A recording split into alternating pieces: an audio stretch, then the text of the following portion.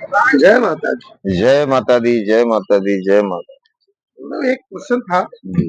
कि एक सफल साधक को कौन-कौन सी साधनाएँ करनी चाहिए?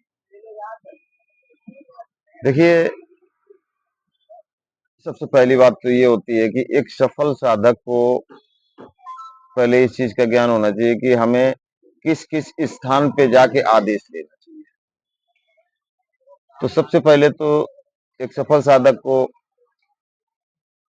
घाट पूजना चाहिए और वहां से आके फिर इसके बाद अपना चौराहा पूजना चाहिए, क्योंकि जितनी भी शक्तियां हैं सब चौराहे पे ही आपको विराजमान मिलेंगी, माता शीतला, माता मसाणी के साथ में।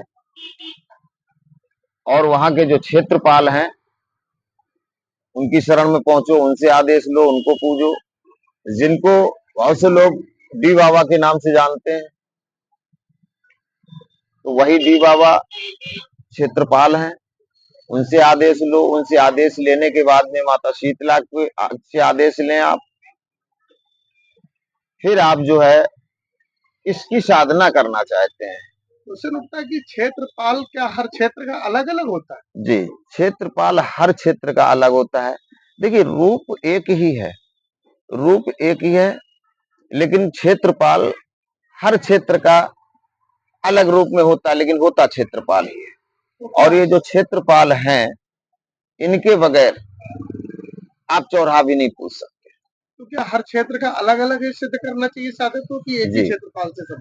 जी नहीं, अगर आपने तांत्रिक बने हो, साधक साधना करना चाहते हो और साधना में हाथ डाल रहे हो, आप अपने आप को सोच रहे हो कि हम साधना करें और आपका गुरु भी नहीं है, तो कोई आपको, जब गुरु नहीं है तो आपको मार्गदर्शन कौन देगा? तो सबसे पहले आपको क्या करना है कि क्षेत्रपाल, जो भी आपका यहाँ चौराहा पड़ता हो, वहां का क्षेत्रपाल होगा। और नहीं चौराहा है, तिरहा है, या नहीं तिरहा चौराहा है, तब भी क्षेत्रपाल होता है।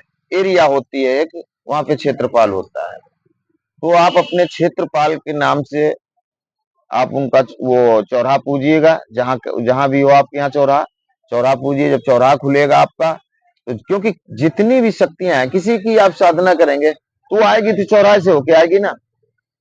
तो चौराहे से आपको, जब वो चौराहे पे आ जाएगी तो चौराहे से इधर आपकी तरफ वो नहीं आएगी शक्ति, क्योंकि उसको वहां से आदेश ही नहीं मिलेगा क्षेत्रपाल का।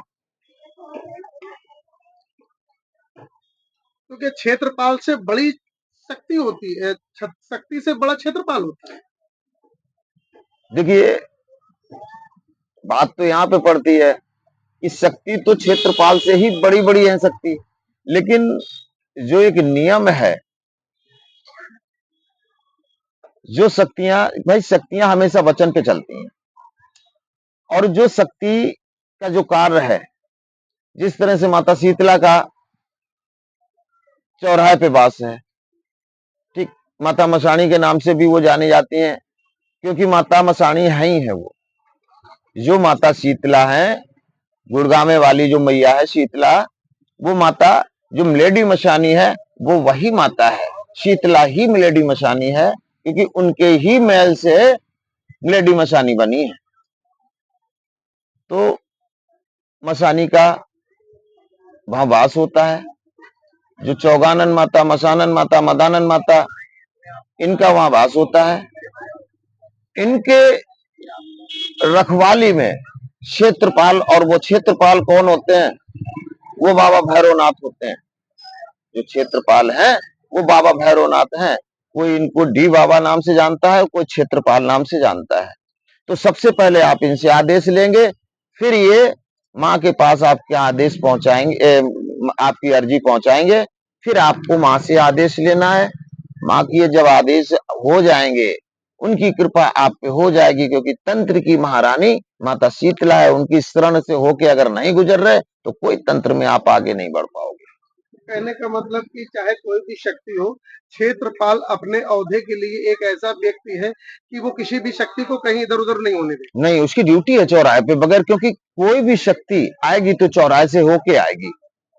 इंसान है ना, इंसान वचन वाचे काट देते हैं लेकिन शक्तियां नहीं काटती हैं। इनका काम होता है, ये चौराहे से ही होके आती हैं। इसीलिए लोग नहीं कहते कि चौराहे से भैया थोड़ा देख सुन के जाना, चौराहा पड़ता है वहां पे, ठीक है ना। तो नकारत शक्ति, सकारत शक्ति, दिव्य शक्ति, प्रेत शक्ति, शैतानी, कोई भी शक्ति है वो आएगी चौराहे से होके। चलिए गुरुदेव, आज के लिए फिर इतना का पर्याप्त है। जय माता की। जय माता दी, जय माता दी, जय काल भैरव दरबार माँ काली की जय। जय माता।